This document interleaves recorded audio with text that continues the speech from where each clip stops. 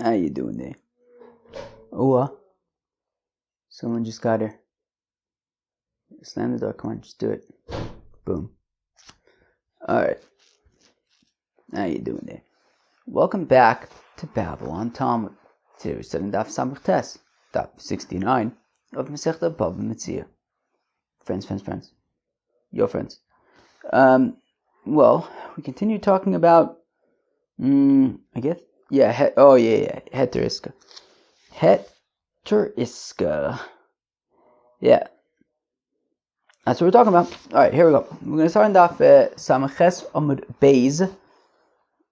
Okay. Like 5-10 lines from the bottom at the two dots. Should I put on like lip stuff? Maybe. One sec. Alright. So, Samach Tes Amud Beis. Like 5-10 lines from the bottom. Omer Rav Nachman Halacha Reb Yehuda. Oh, come on. Alright, sorry, Mom. Halacha Reb Yehuda, Halacha Reb Yossi, Reb Yehuda, Halacha Reb Shimon ben Gamliel. Wow. It says of Nachman that the halacha is like Reb Yehuda, that when it comes to Heter Iska, right, so we said there's like a 50-50 split, but that's not enough. Because the guy also needs to be paid for his effort, for his work that he's doing. But Reb Yehuda says that it would be enough to pay him with just a shmir of hummus. Give him a dip. That's enough. Halacha Reb Yossi ben Yehuda, the halacha is also like Reb Yossi ben Yehuda, that when it comes to a herdsman who's raising goats and ewes, so even if all he takes is the whey and like the wool that comes off like on thorn bushes and stuff, just kind of random stuff, like random stuff to get paid with. And V'alacha Reb Shimon ben Gamliel, the halacha is also like Reb Shimon ben Gamliel, that dung would be enough to pay the herdsman with. So basically all kind of falling in line with Reb Yehuda's view that you can pay with kind of a pretty minor payment. This is very interesting. This is an important ukimta over here. Bnei Rav Elish nofak olayu aushtare tehava ksiv bei palga ba'agar palga behefsid. Rav Elish gavarabu ve'isura leinshe lo ave sofe manav shachi palga ba'agar tre tilse behefsid ipalga behefsid tre tilse ba'agar. Wow. Should I roll up my sleeves? Let me roll up my sleeves. 1 second. Okay, so what happened over here? So you have these children of Rav Elish. Rav Elish passed away, and there was a Heter Iska. But there was a document detailing a Heter Iska, and all it said in the document was that there was a 50-50 split. Rav Elish was the guy. Rav Elish was the guy, not the investor, he was the guy.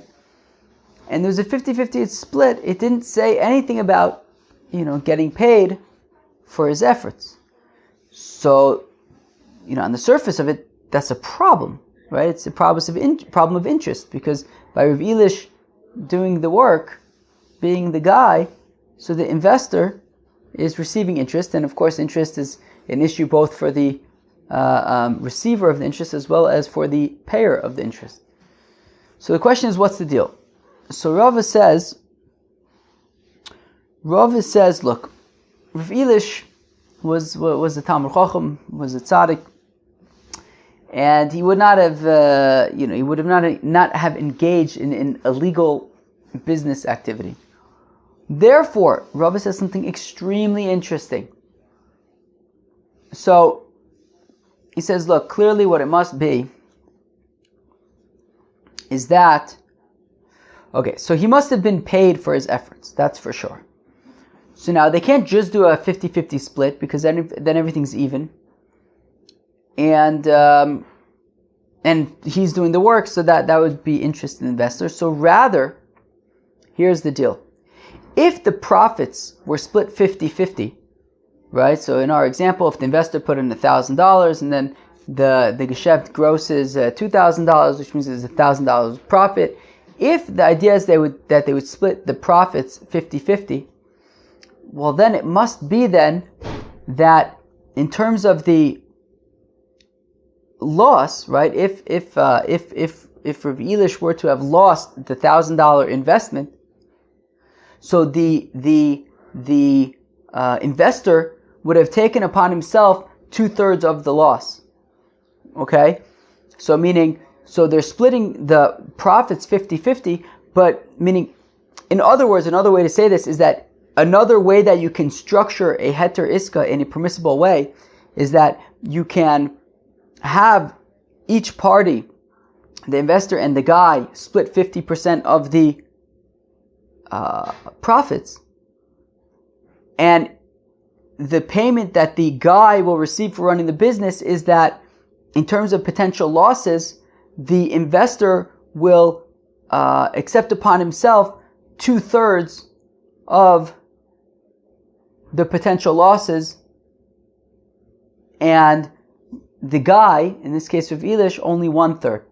And by accepting upon himself responsibility for 2/3 of the potential losses, that is in lieu of payment to the guy. Alternatively, if they want to split the potential losses 50-50, well then how will the investor pay the guy? By accepting only 1/3 of the profits and giving 2/3 of the profit of the potential profits to the guy, or in this case Rav Elish, right? So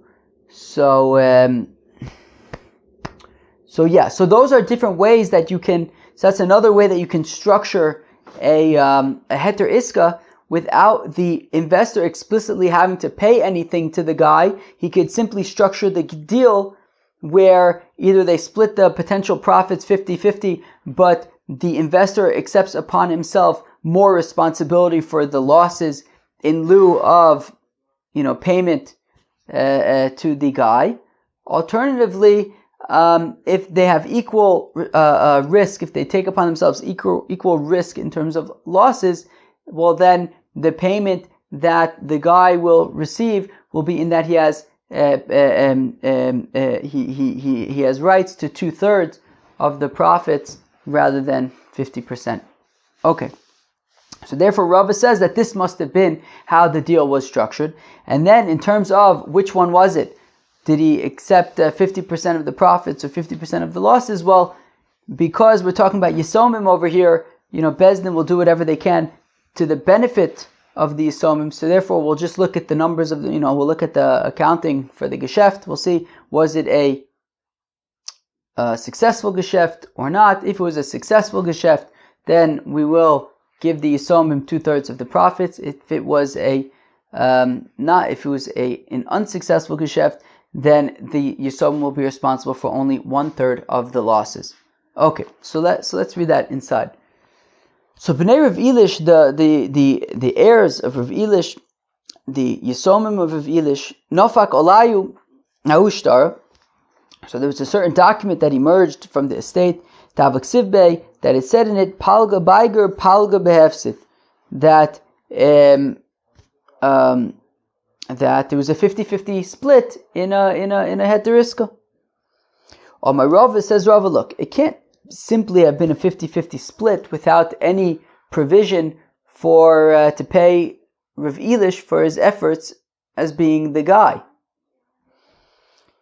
So Amar Rava, Rav Elish Gaver Rabahu, Rav Elish says, so Rava says, look, Rav Elish was a great person, V'isur le'inshe lo have safe, and he would not have been party to providing anybody with anything forbidden, i.e. he would have not been party to a ribis arrangement.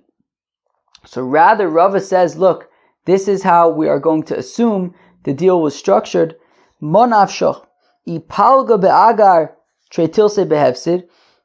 If the partnership was split 50-50 for the profits, well then how is Rav Elish being paid for being the guy? By having less of a responsibility in the potential losses, which means that the investor would take upon himself trei tilsei behefsid, 2/3 of the potential loss.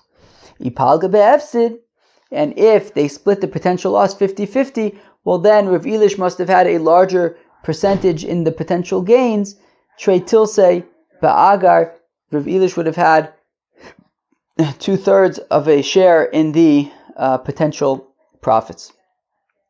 Amar of Kahana, says Rav Kahana, Amar the Shmaita Kamidir of Zvid, says Rav Kahana that he said over this shtickle Torah in front of Rav Zvid Minardah, Amarli, and Zvid Minardah said to me, Dilma Rav Elish Toiva Limo B'tzir Avo. Maybe Rav Elish Poshit, maybe it was a 50-50 split, but Rav Elish and the investor had lunch together, and the investor says, hey Rav Elish, why don't you take your pita, dip it into my hummus, and that'll be your payment. My hummus will be your payment for the work that you've done, or maybe take my dried fig, and that will be payment for the service for the work that you're doing. Maybe that was enough. So maybe it was partially a 50-50 split, and simply the investor gave Rav Elish some kind of a basic compensation. Rav Nachman, after all, Rav Nachman had just said, halacha Rabbi Yehuda, that the halacha is taka like Rabbi Yehuda, that would be sufficient payment to the guy. Just a dip of hummus, or a grogris, a dried fig.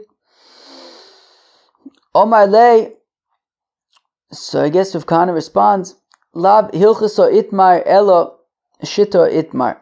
That the thing is, when it says, as we started off today's Gemara, Rav Nachman halacha Rabbi Yehuda, it doesn't actually mean that the halacha is like Rabbi Yehuda. No, what he's saying is that Rabbi Yehuda and Rabbi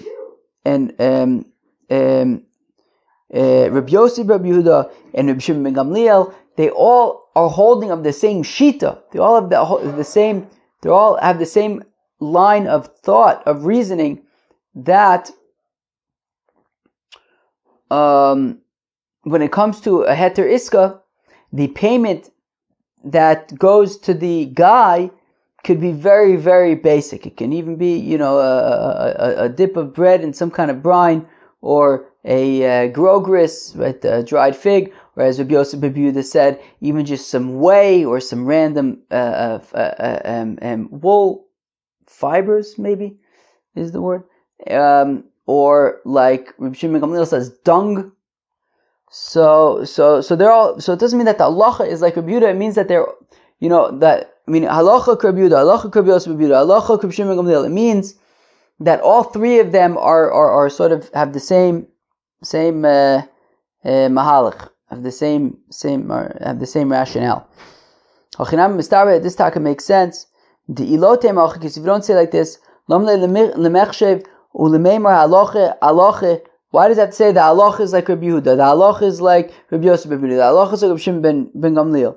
Lema halacha Rabbi Yehuda demeka mikula. Just say that the halacha is like Rabbi Yehuda, because Rabbi Yehuda was even more lenient than Rabbi Yosef ben Yehuda and Rabbi Shimon ben Gamliel. He says the kamamish be the smallest possible amount, says Rabbi Yehuda, is enough as payment. So if we were just saying that the halacha is like Rabbi Yehuda, we just say the halacha is like Rabbi Yehuda, Memela the halacha is like the others as well. The point is that he's saying that Rabbi Yehuda, Rabbi Yosef ben Yehuda, and Rabbi Shimon ben Gamliel are all have the same mahalach, all have the same rationale, paskin the halacha the same way, and that their opinions, respective opinions, kind of are aligned. Okay. Omer Rav Moser Shlish Bischarcha Harei Ze Mutter Ushmul Omer Lo Matza Moser Shlish Yelech Leveso Reikon Elo Amar Shmuel Kotzetz Lo Dinar. Period. 1 second. Okay, so Rav gives another way that payment can be structured for the guy. It could be like this. That right, it's a 50-50 split, right? When it comes to Eteriska, right, the main thing is the 50-50 split. It feels like there's like this technicality of like, and what about the fact that the guy's doing the work? You got to make sure that you're accounting for that somehow. So Rav says the way that you can account for that is you can even make a deal that any profits above 1/3 of the initial investment will entirely go to the guy. So meaning, I'll just use a number that's divisible by 3. So the investor put $300 into the Geschäft. The investor put $300 into the Geschäft. The investor put $300 into the Geschäft, and it's a 50-50 split, right? They split 50% of 50-50 the potential losses, 50-50 the potential gains. And in terms of the payment to the guy, here's what they say. They say, look, up to $100, right? Up to 1/3 of the amount of the capital invested, up to $100 will split 50-50. Anything above $100 goes entirely to the guy. One second, they're being extremely loud upstairs. Okay, hopefully I'll be able to focus now. Anyway, so Be'esim, that's the deal, and Rav says that's acceptable, right? That if he says, look, anything above 1/3, any profits above 1/3 the value of the initial investment, it's all yours. So if the profits are $300, okay, the initial investment was $300, the profits were $300. I guess they grossed $600. The profits were $300. So up to the first $100 was split 50-50. The $200 goes to the guy. So Rav says because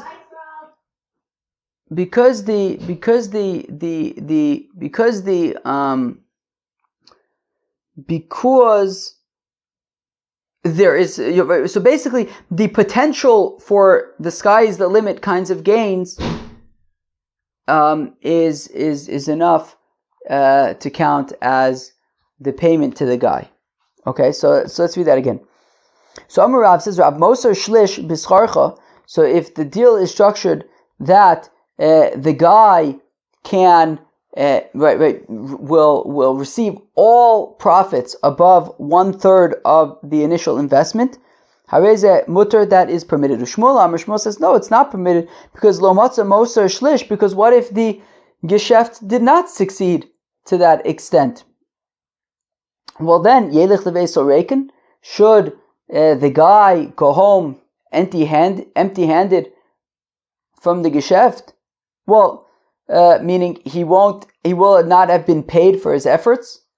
So let's say it only makes $50 of profit, so they split that 50-50, but he won't then be getting paid at all for his efforts.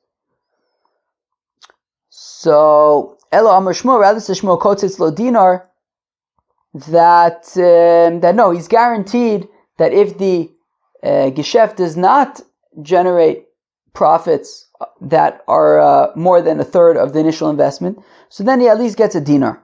He gets something in recognition for his efforts.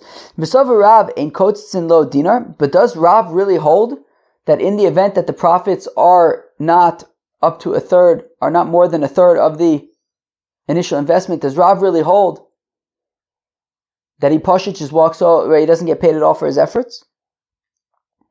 But Rav says Reish Egla Lifatoma. Rav says that the head of the calf goes to the fattener, goes to the herdsman. If there was a Geschäft with the herdsman that they divided up, they went into business together, the herdsman and the person who owns the calf, the herdsman gets the head as his payment. My love, and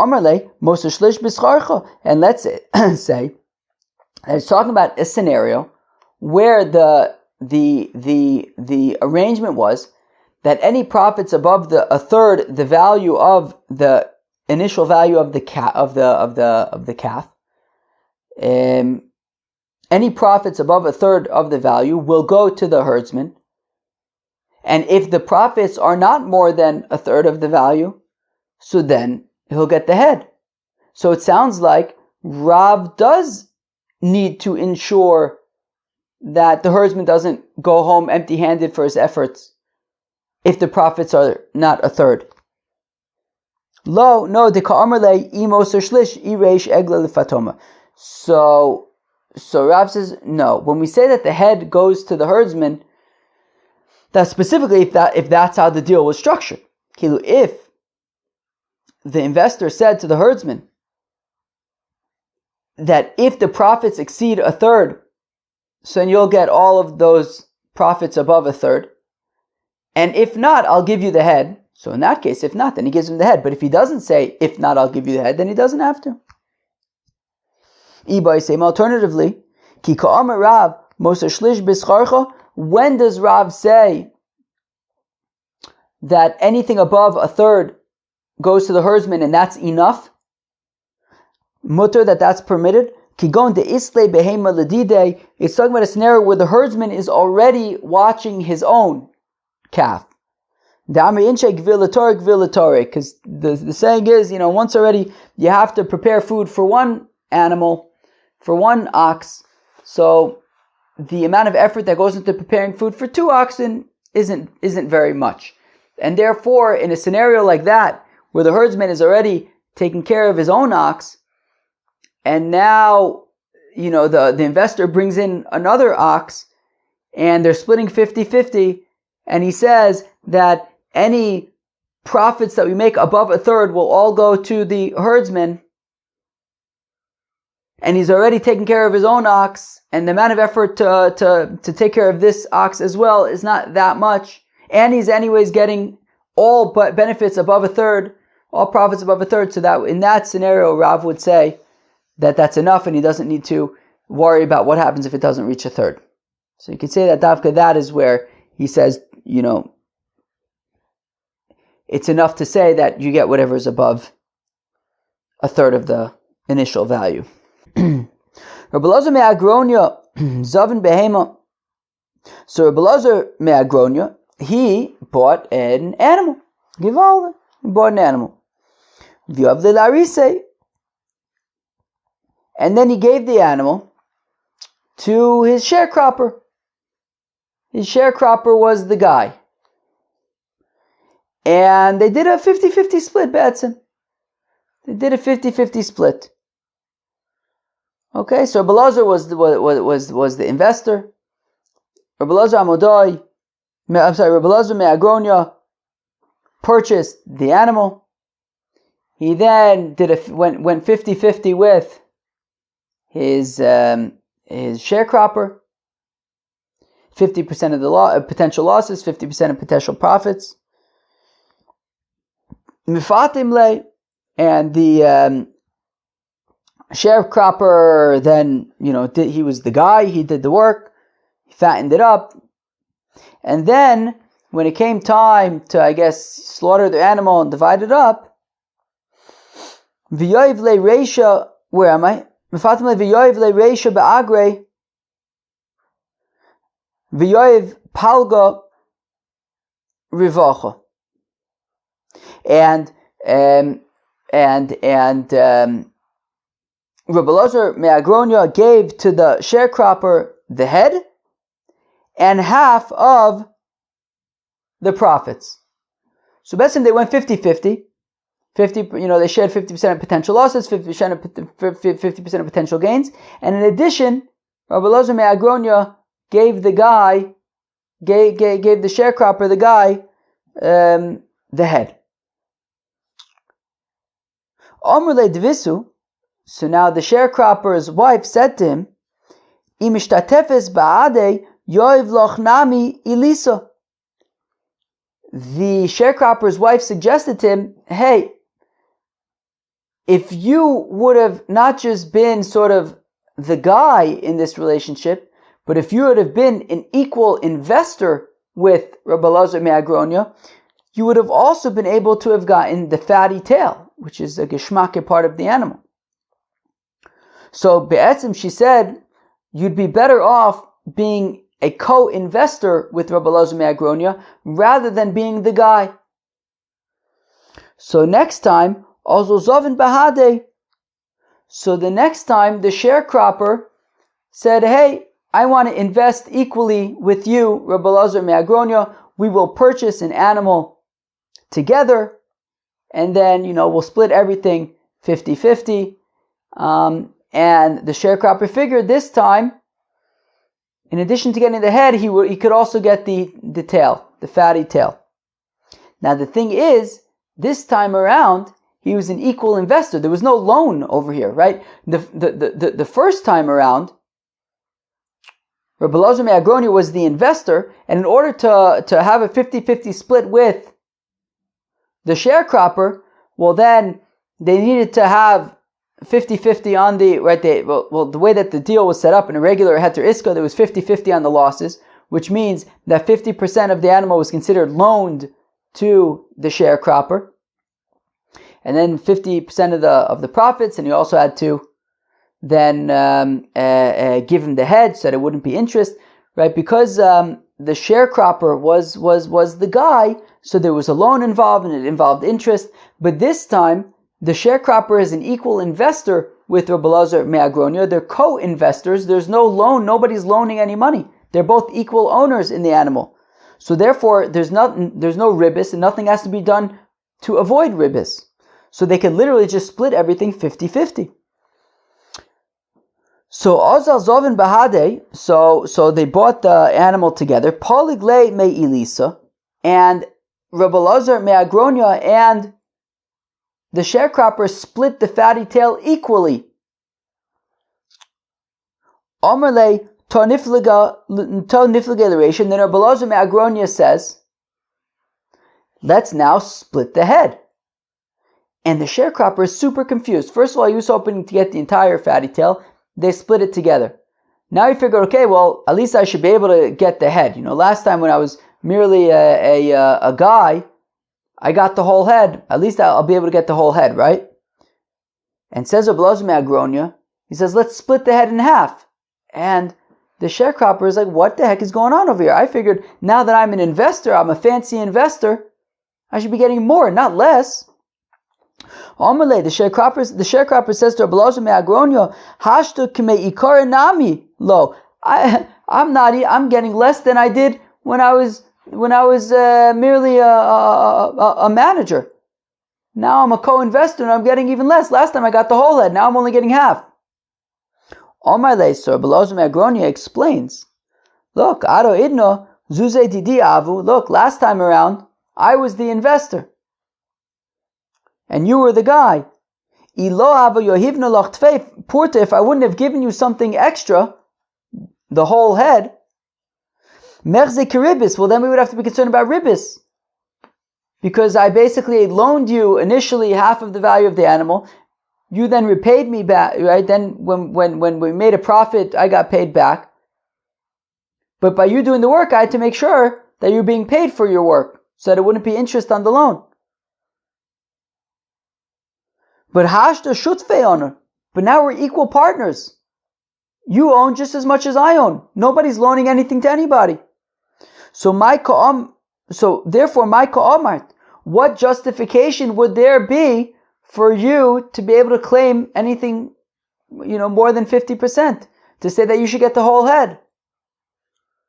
Tarachna tvei purta, what, that maybe you did a little bit more work than I did?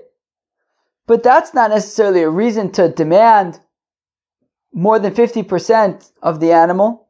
Aminche, the people say, after all, Stam Arisa, when it comes to a sharecropper, Lemori Araka Mishabi Navshe Lasui Leiraya, it's just considered part of the job that a sharecropper would, find areas for the landowners' animals to graze, right? That wouldn't be considered something extra that the landowner would have to pay for. So you're also, any extra work that you did in our partnership wouldn't be enough, right? It would just be considered part of kind of the general relationship between a landowner and a sharecropper. It wouldn't entitle you per se to more than 50% of the partnership, and therefore, Rabbi Elazar Me'agronia explains that's why we're literally dividing everything 50-50 straight. That somebody who evaluates the value of an animal and gives it to a herdsman, so how long does the herdsman have to, be raising it for? Sumchis says sumchis when it comes to donkeys, 18 months. Begodris when it comes to things like sheep, chof daled chodesh, 24 months. Vimbalachlet b'soch zmano, and if the herdsman wants to already, split the profits before that time, chaver ma'akev olav, the investor could say, no, not yet. You have to wait for the full term. Aval eno dome tipula shoshana zol tipur shoshana acheres, but the amount of care and effort and food that goes and feeding that goes into an animal in the second year is much, when it's older, is much more than the first year. Read the parentheses, but kind of miss it, switch things around. My aval de ka'amer, what's this but? El-lefi, rather, because she'en odoma tipula shoshana zol tipula shoshana acheres. I think what it means is that, meaning the second year is more difficult for the herdsman than the first year. The animal's bigger, requires more feeding, things like that. So therefore, the investor says wait, no, you have to. He needs to kind of, I guess, if the herdsman wants to say, hey, I want to sell the animal already, let's divide things up. The investor can kind of stop him and say, hey, no, I need you to keep on taking care of this animal, even though it's more difficult now. I still need you to keep at it, and until either the 18 months or the 24 months, and when we can kind of then sell it and make a profit. Tanidach, we have another brayso. Asham behema lachavero. Somebody who evaluates an animal and brings it into invests it into a geschäft with the herdsman. So if the animal has offspring, so then that offspring is considered value that of the geschäft that would be split between the investor and the herdsman. So how long does the herdsman need to raise the offspring before it can be, they could get money for it? So bedaka lamriom, for behemadaka, like a sheep or a goat or an ewe, so then 30 days. Begasa, a larger animal like a cow or a horse, or I think a donkey too. Let me see something. I don't know. Nunyom, 50 days. Rabbi Yossi Omer says, Rabbi Yossi bidaka gimel chadashim, when it comes to behema daka, like a sheep or a goat, 3 months. Mipnei, because shetipula meruba, because you have to kind of deal with it a lot. My tipula meruba, what do you have to deal with it so much? Mipnei sheshinei adakos, because its teeth are very thin. Mikan ve'elach. So now, after this amount of time that the herdsman needs to watch it, and after this time, if the investor keeps it with the herdsman, well, meaning after this point, when the herdsman no longer needs to be responsible for these offspring, so at that point, half of the offspring belongs to the herdsman, the other half belongs to the investor. If the investor wants to keep it with the herdsman, well then, so the herdsman gets his half. But with regard to the second half, if the investor keeps it with the herdsman, well then it's considered like that half is reinvested in a new geschäft. A new 50-50 geschäft, where half of that would belong to the herdsman and the other half would belong to the investor. Okay, so Mekan Ve'elach, from that point on, Notel Mechza, so the herdsman takes half, Shelo, of his half, Bechatzi Mechza B'Shel Chavero, and regarding the other half, he gets half, right? This is a new geschäft where the herdsman gets half and the investor would get the other half. If the investor leaves it with the herdsman to keep looking after. Rav Menashe bar Goda shokol mechza shelo v'chatzi mechza b'shel chaver. So Rav Menashe bar Goda, I guess he was the herdsman, and he took his half as well as half of the other half, right, as sort of the new iska for continuing to watch the animals. Also, the comment Abai, but then the investor came to Abai, Omerle, and Abai says, Man polaglach, who divided up for you? Rav Menashe bar Goda, you can't be divided up, you can't be trusted to divide up the animals, the offspring, in a way that could potentially benefit you, you would have to have some oversight there. So how could you simply just divide it up on your own?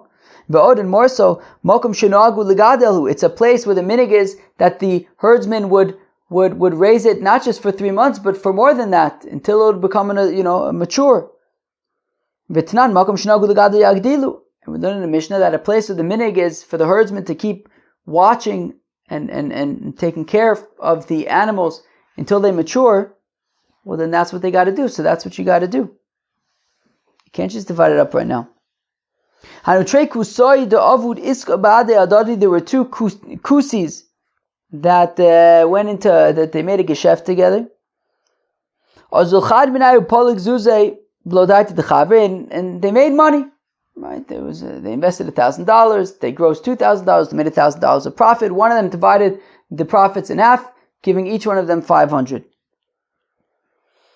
So Polik Zuze, so where am I? So Ozochad Minayu, Polik Zuze, Blodaite the Chave. So one of them went and divided up the profits equally without telling the other one. Also, the comment of Papa, they came for a Papa, Amalin, or Papa says, Manaf Kamina, who cares if the other one knew or not?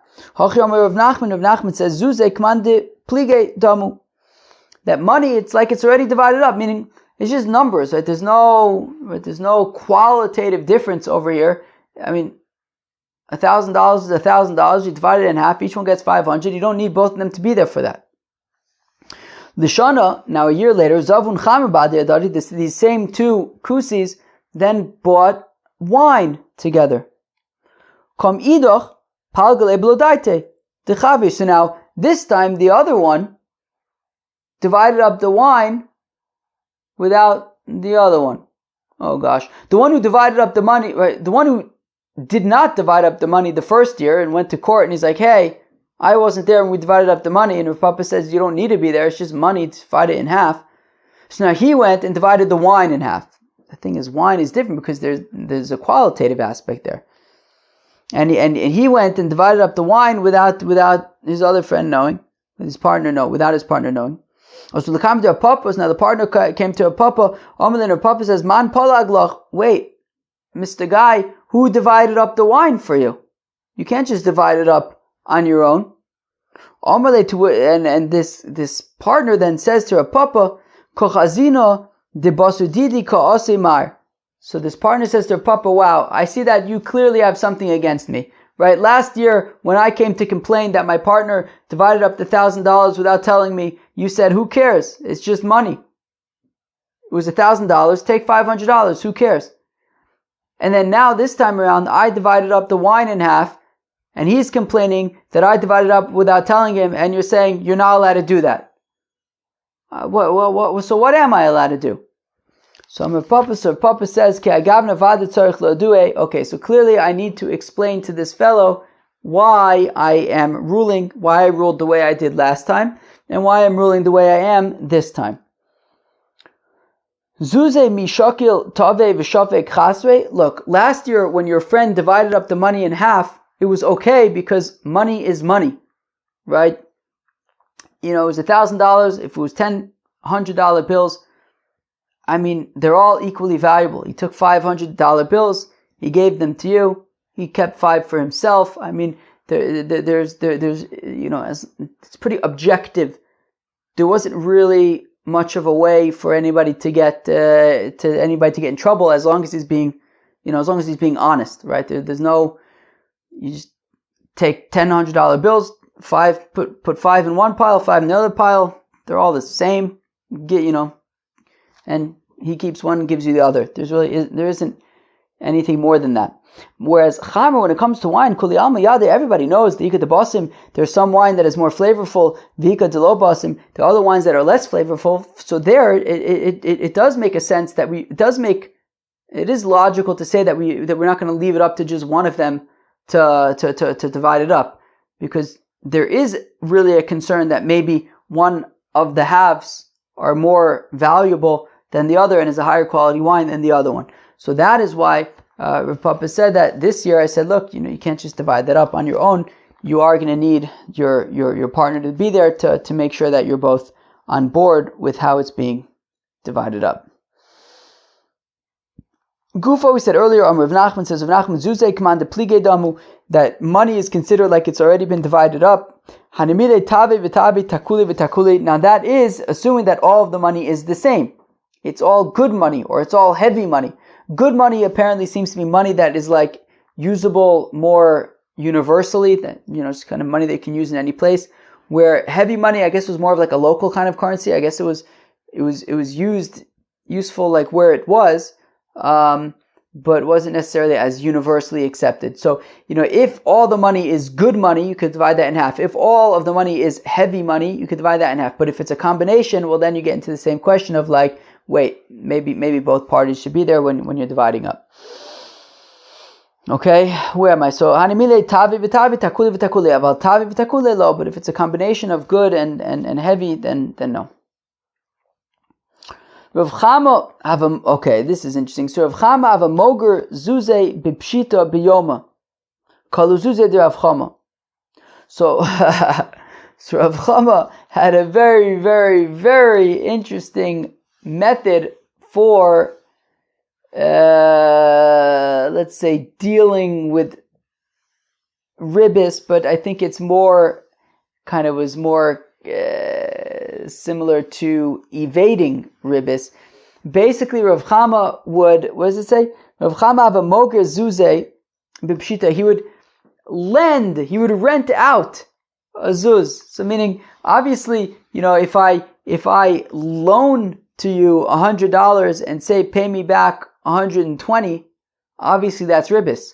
But what if I rent you? What if you rent from me $100 for $20? You pay me a $20 rental fee for my $100.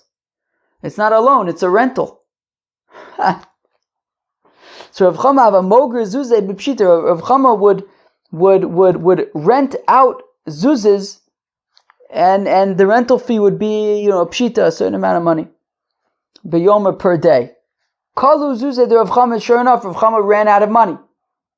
Meaning, what he was doing was problematic, and it was interest, and he got punished, and he lost all of his money. Who suffered? He figured, Maishna mimara. Why should renting out my money be any different than renting out a spade, right? A garden tool, a spade that you use to work in your garden. What's the difference? I could, if somebody needs a spade, I could rent it to him for the day. So if somebody needs money, let me rent him money for the day. Velohi. But we say, no. Renting out a tool is different than renting out money. Mara hadra be'ena, v'yidia pchosei zuzei, lo hadra be'enayu v'lo yidia pchosayu.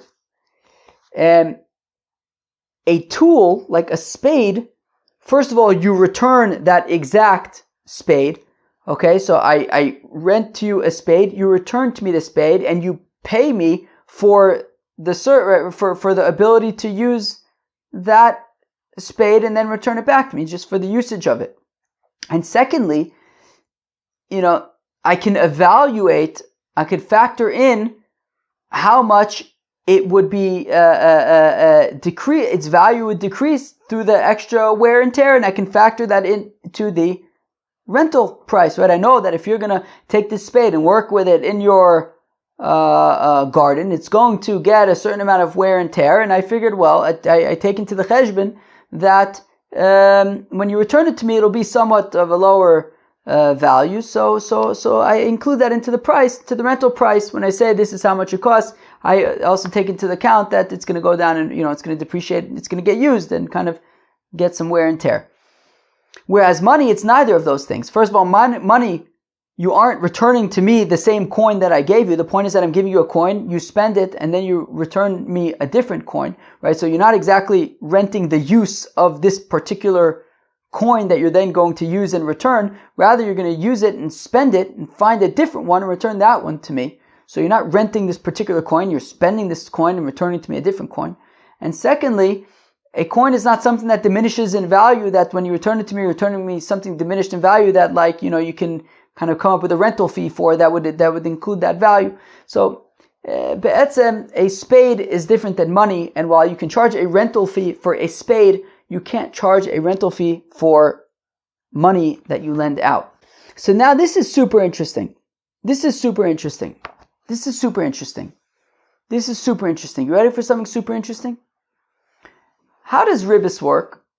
Ribbis, of course, is that Shimon lends $100 to Ruvain and says, Ruvain, pay me back in a month from now, $150.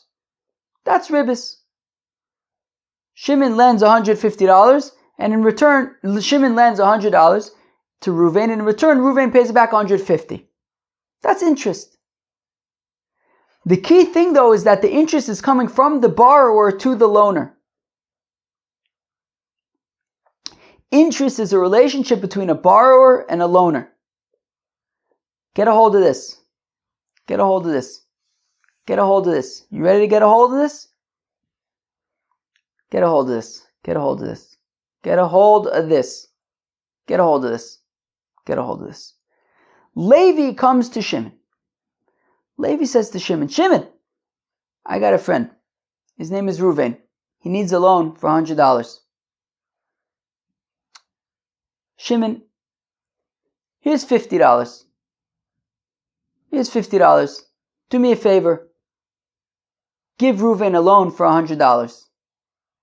That's perfectly fine. It would be problematic for Shimon to lend Ruvain $100 and say, pay me back $50, and he would make a profit of $50. That would be interest. But over here, we're separating the $50 from the loan, so it's not that he's repaying the loan with an extra $50. The $50 is separate from the loan. Levi is paying Shimon $50, and then he's saying to Shimon, Shimon, can you give a regular loan to Ruvain for $100? So he loans Ruvain $100. Ruvain returns to Shimon $100. So between the loaner and the borrower, $100 went to the borrower, $100 went back to the loaner. Separately, Levi paid somebody else, a third party. Levi paid Shimon $50 for him to kind of have a loan with Ruvain. That is okay.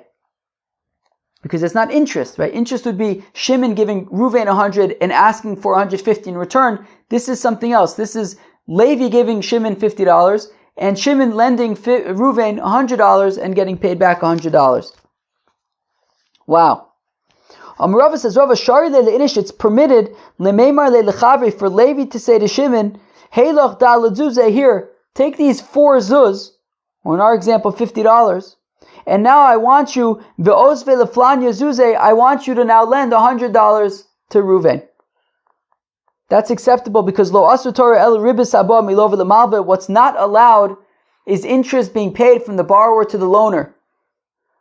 But money being paid from a third party to the borrower is fine. To the loaner is fine. V'amravin says, Rava shari le'inish le'meimer le'lechavre shkil loch arba zuzeh v'amr le'floni le'oz von zuzeh. My time is chayir mira kashakil. Here's another option that is permitted. Ruvain wants to borrow $100 from Shimon. Ruvain wants to borrow $100 from Shimon. But he doesn't know that Shimon's going to give him a loan. Maybe Ruvain's credit isn't great. He doesn't know that Shimon's going to give him a loan. Ruvain wants to borrow $100. He doesn't know that Shimon's going to lend it to him. So Ruvain asked his friend Levi to put in a good word with Shimon.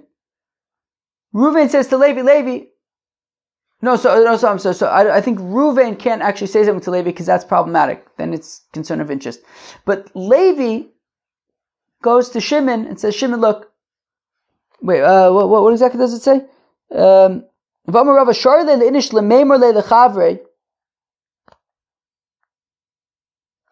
Shkil le arba zuzeh. Okay, got it. Okay, yeah, got it. Got it.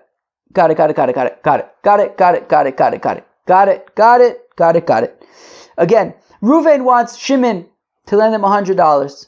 He doesn't know that Shimon's going to lend him $100. Maybe his credit isn't great. So he goes to Levi and he says, Levi, here's $50.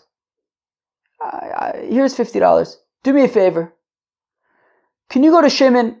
I want Shimon to lend me $100. I don't know that he's going to. Do me a favor. I know that you, Levi, and Shimon, I know that you and Shimon are good friends. Do me a favor. Here's $50. Can you go to Shimon and talk to him and tell him that you have a friend, Ruvain, who wants a loan of $100? So Levi goes and speaks to Shimon, and sure enough, Shimon says, yeah, no problem. I'll lend Ruvain $100. That's permitted as well.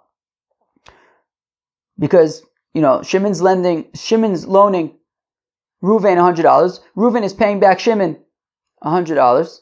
That's all good. Separately, Ruvain paid Levi to have a conversation with Shimon. That's also okay.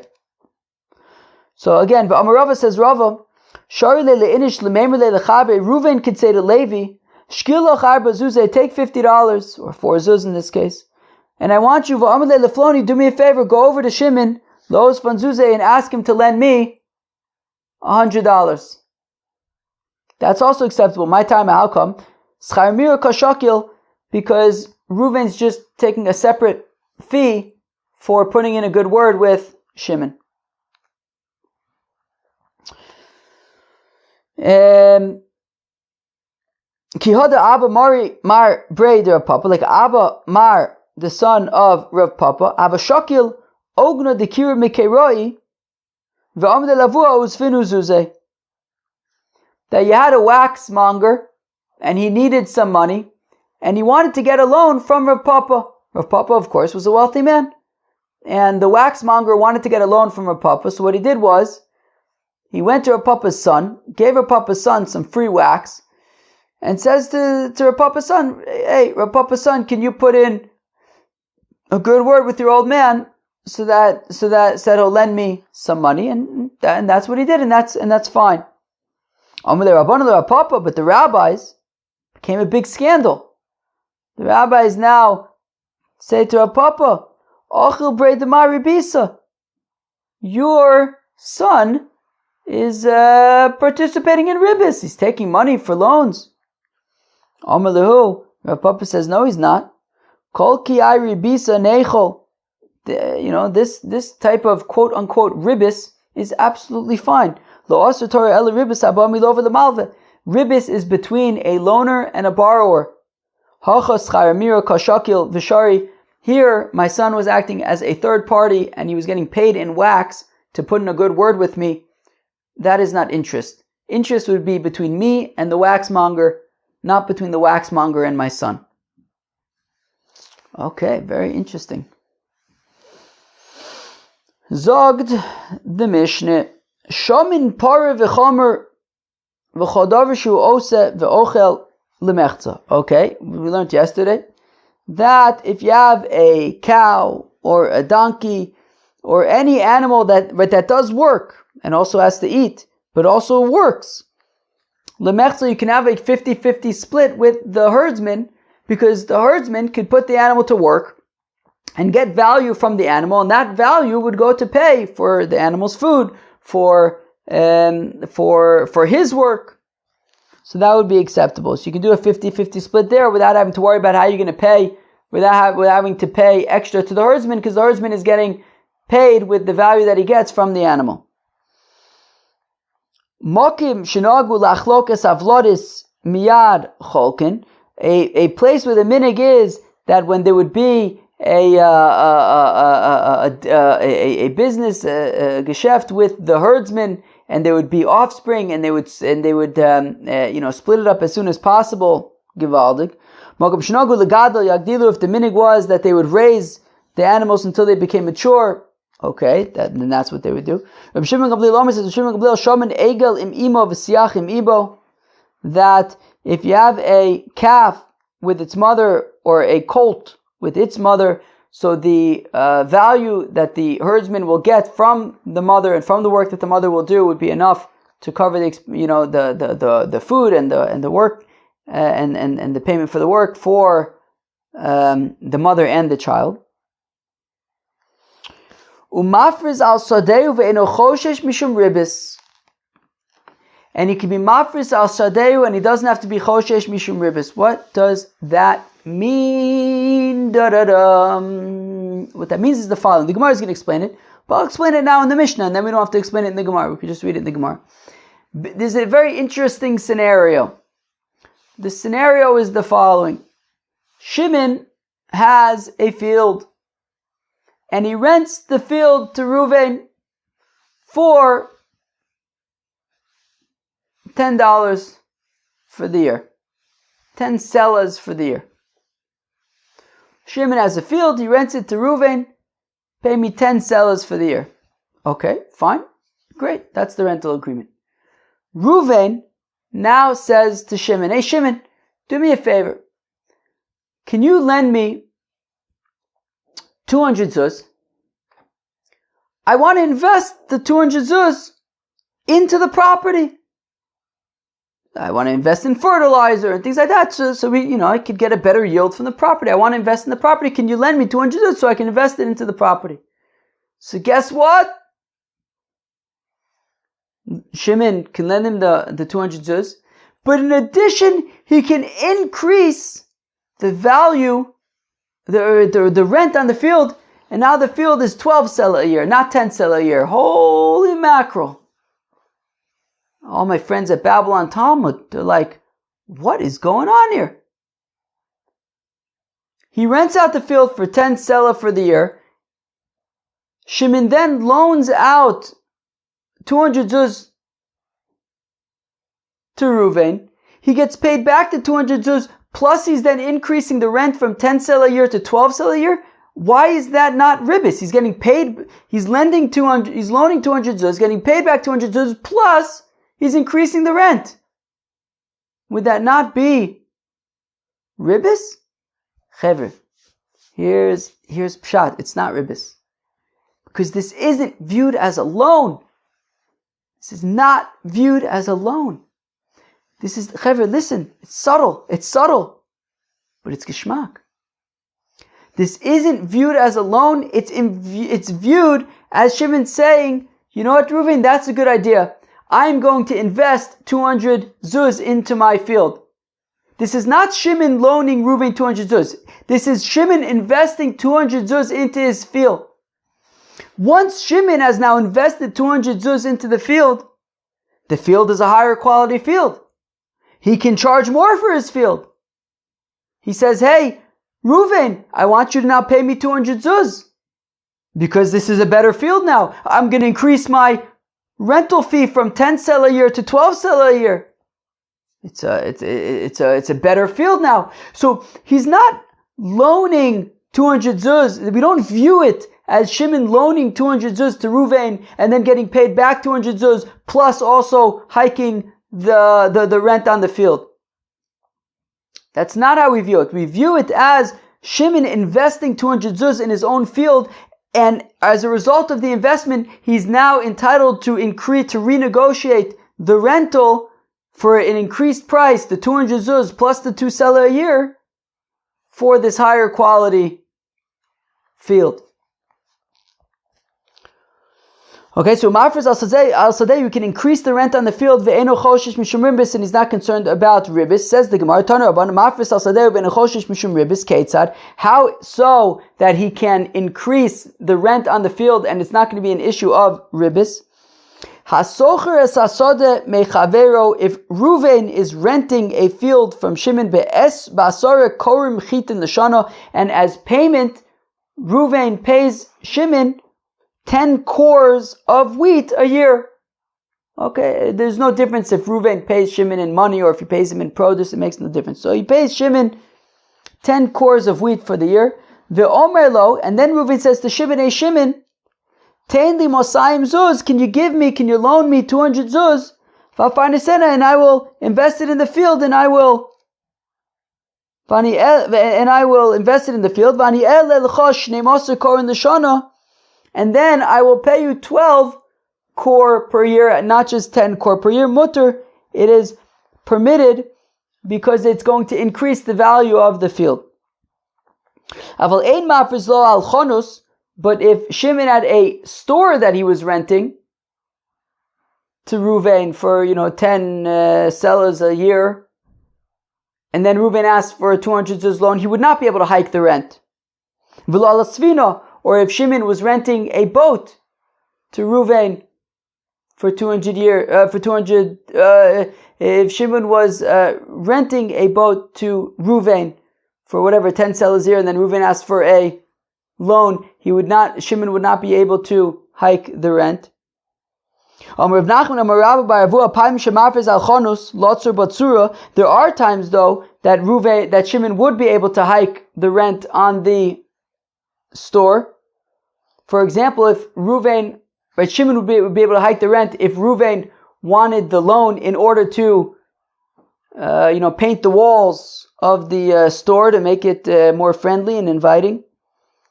Svina lasos la iskaria, or if Ruvain took out a loan while renting the boat so that he could make a mast. I don't know what a mast is, and I didn't look it up. Chanus lotzer ba tsurta ditzavu ba inshe v'have agra tfei. That when it comes to the store, if Ruvain invests the money to paint the walls and make paintings and pictures on the walls so that it's more inviting and people are going to want to come to the store and spend more money. Svina lasos la iskaria, or a boat so that Ruvain could then invest in a mast. Kim the Shapira iskaria tfei agra tfei. So since there's a better mast on it, people will be able to will rent it for more. So again, in that case he's investing it in the boat. So in that case, Shimon would be able to hike the rent. Sfinto, when it comes to a boat, Omar Rav, says Rav, agra ufagra. Rav says that when it comes to a boat, the boat owner would be able to not only charge rent for the boat, but he can also, if there's damages, if the boat breaks or something,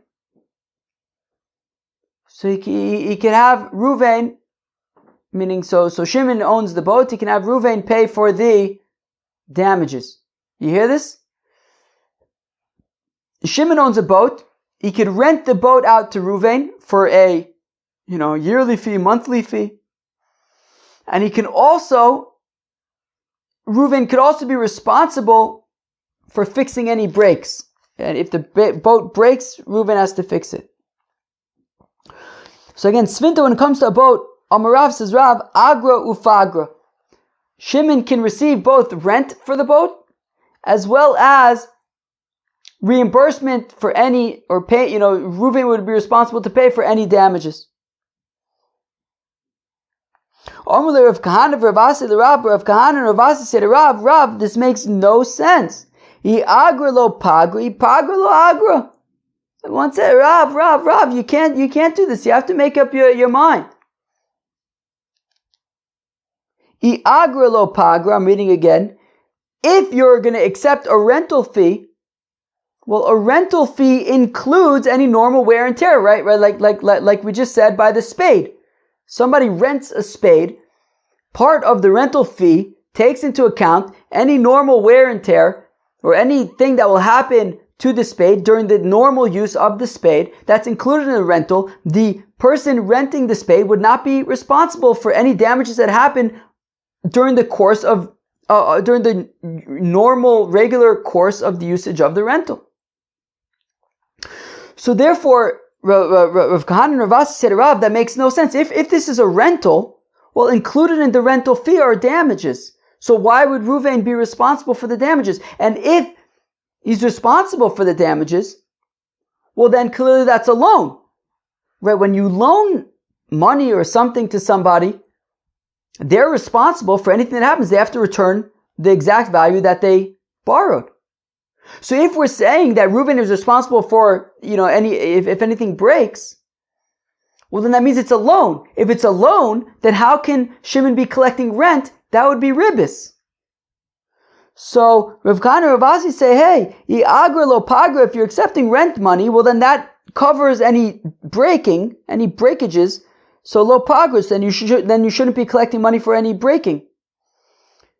Ipagra, and if you're collecting money to fix breaks, or if Reuven is responsible to fix anything that's broken, lo agra, then that means it's a loan. You can't be collecting rent, because that would be ribis.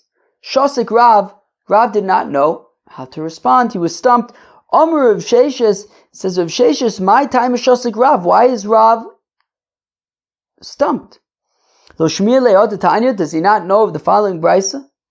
Afal pisha amru ein mekablin son barzel mi Yisrael, aval mekablin son barzel min anochrim, aval amru Hashem par la chavero v'amru lo are paroscha asuya olai b'shleishim dinar v'ani el l'chasela b'chodesh mutter lefi shelo asa adam v'lo asa amru of Sheshes lo asa adam mechayim elachar misa. Gewaltig. Gewaltig. Gewaltig. Gewaltig, gewaltig, gewaltig, gewaltig, gewaltig. Chevet, Tzon Barzel. Masechta Ksubis. Who remembers what Tzon Barzel is? Tzon Barzel. Nichsei Tzon Barzel are the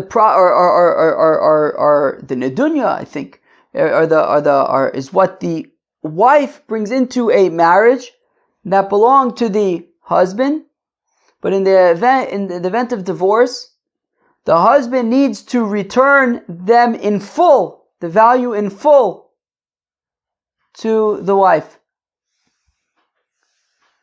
So that's what Nichsei Tzon Barzel is, that the husband is responsible in its entirety to return it to the wife in the event of divorce. So here also, what would Tzon Barzel be in the context of an iska, of a gesheft? Well, the investor invests, let's say, money, and says, return that money to me in full, which means it's betzim a loan.